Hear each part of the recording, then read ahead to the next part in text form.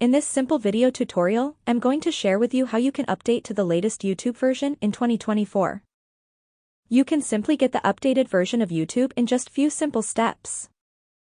To do this, simply open up your App Store. If you're using Android, just head into your Play Store.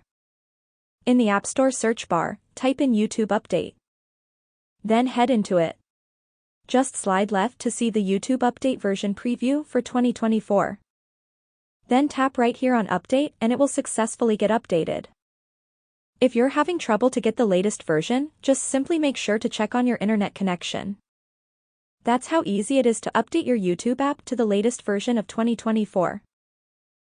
If you have any questions, just let me know in the comments section down below. Please don't forget to leave a like, share and subscribe for more video tutorials like this one.